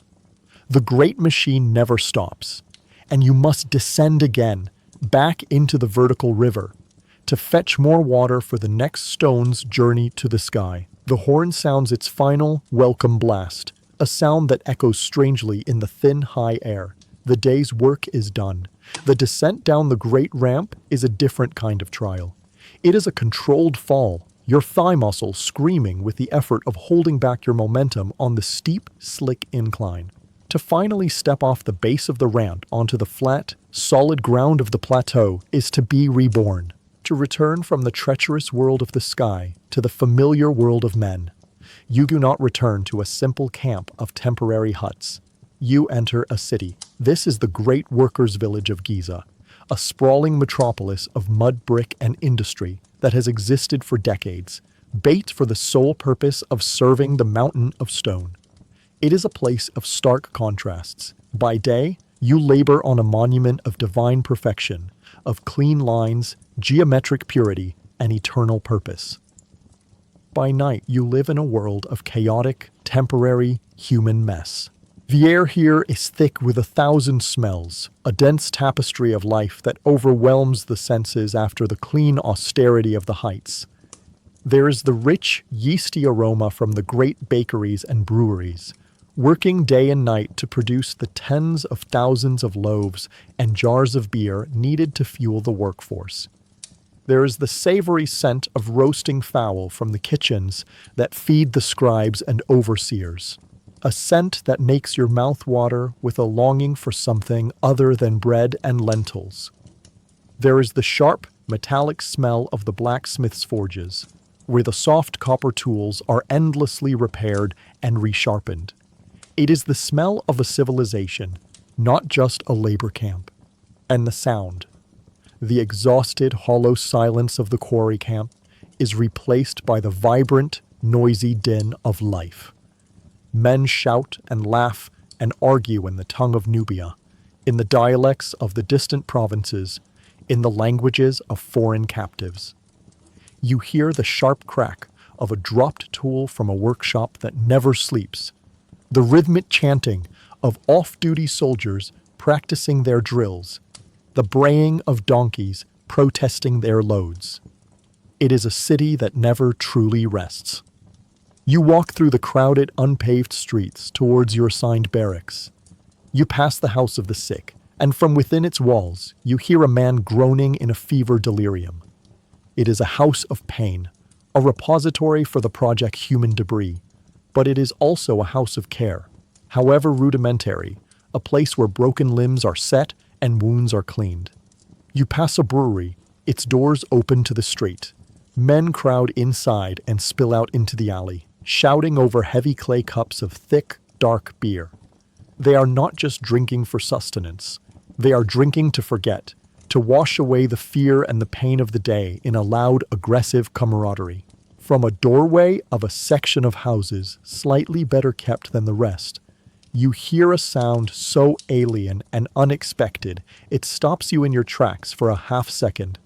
A baby crying, followed by a woman's soft shushing. It is a shocking reminder that even here, in the shadow of a colossal tomb, life stubbornly, illogically tries to continue. It reminds you of a world you have almost forgotten, a world that exists somewhere beyond this city of stone and death. Your barracks is no palace. It is a long, low building of mud brick housing 200 men, but it is a permanent structure. The sleeping mats are thicker here. The evening meal is more generous. A hot stew with beans and vegetables, a whole loaf of bread, and a full measure of beer that is stronger and richer than the watery swill of the quarry. Here, at the center of the project, the machine must be better fueled. You eat, sitting on the floor, amongst the press of bodies, the air thick with the smell of men and food. You eat in silence, too tired for conversation, focused only on the task of replenishing your strength. Before you succumb to the bone-deep weariness, you step outside the barracks one last time. The noise of the village has quieted to a low hum. You look towards the pyramid. It is a vast, black shape against the star-dusted sky, its unfinished summit seeming to scrape the heavens. It is silent now, a sleeping giant. But you know it is not sleeping. It is waiting. It is a constant, looming presence, the single, unyielding reason for the existence of every person, every building, every living thing in this city. This sprawling, noisy, living city, when its fleeting moments of laughter and life, exists for only one reason: to feed the pyramid's insatiable appetite for stone and for the lives of men. You are a citizen of a city whose only purpose is to build a tomb. You go back inside, find your small space on the floor, and lie down, knowing that you awake in the dark, to the sound of the horn, ready to serve that single, monumental purpose once more. The seasons blur. The sun rises and sets. The pyramid grows, a stone flower blooming in slow motion. Your body becomes a thing of hardened callus and corded muscle. Your mind a fortress of numb endurance. You are a survivor. But you see the men who are not. One evening, the man on the sleeping mat next to you does not eat his ration. He lies shivering, though the night is warm, his breath a shallow, wet rasp that speaks of the dust deep in his lungs. He dies in the middle of the night. There is no struggle, no final cry. One moment, his ragged breathing is a small, familiar part of the barracks' chorus of sleep. The next, there is only silence. His death is a small, quiet subtraction from the great equation of the project. In the morning, before the horn sounds, 2 men from the burial detail enter the hut. They wrap his body in his own worn tunic and carry him away. His space on the floor is simply empty. At the morning muster, the overseer does not mention him. His name is struck from a clay tablet. A new man, fresh from the provinces, will be assigned his place on the mat tonight. The machine does not tolerate empty spaces for long. Later that day, from a high turn on the ramp, you see them, the burial detail. You watch them carry the shrouded body not to the east, where the nobles build their lavish tombs, but to the west, to the silent city that lies in the pyramid's shadow, the cemetery of the workers. It is a vast, desolate field of sand, dotted with thousands of small, rough stones and humble mounds. There is no priest, no mourner, no ceremony. A shallow pit has been dug in the sand. His body is lowered in, folded into the fetal position. A single clay jar of water and perhaps a loaf of bread are placed beside him, a meager provision for a journey he will not take. Then the sand is pushed back into the pit. The men of the burial detail pat it down with their feet. A single rough, uncarved stone is placed at the head of the mound. It bears no name, no title, no prayer. It is there only to mark a spot, to prevent another grave from being dug in the same place too soon. Then may leave. The wind begins its patient work of erasing the small disturbance, of smoothing the sand, of burying the forgotten. And you stand there, high on the ramp, looking from that small, anonymous mound to the colossal, perfect mountain of stone that dominates the horizon. That is a tomb designed to last for all eternity, to protect one man's body from the ravages of time and to preserve his name forever. This is a tomb that will be gone by the next season, its occupant's name already a fading echo in the minds of a few men who will soon follow him. The pharaoh's body will be sealed in a sarcophagus of solid granite, within a vault at the heart of a mountain, surrounded by spells and gold. This man's body is given back to the hot sand and the insects. You understand the final, terrible truth of this place. The Great Pyramid is not a tomb that stands alone. Its true foundation is this vast, unmarked field of bones. Its glory is not just in the perfect alignment of its stones with the stars, but in the silent, uncounted suffering of the thousands who died to place them there. Its eternal life is purchased with 1,000 anonymous deaths. His death sentence, and the sentence of so many others, has been carried out, and yours is still being served. You turn your back on the anonymous grave and walk towards the great ramp. The sun is setting, and you must rest. For tomorrow, you are scheduled to work again.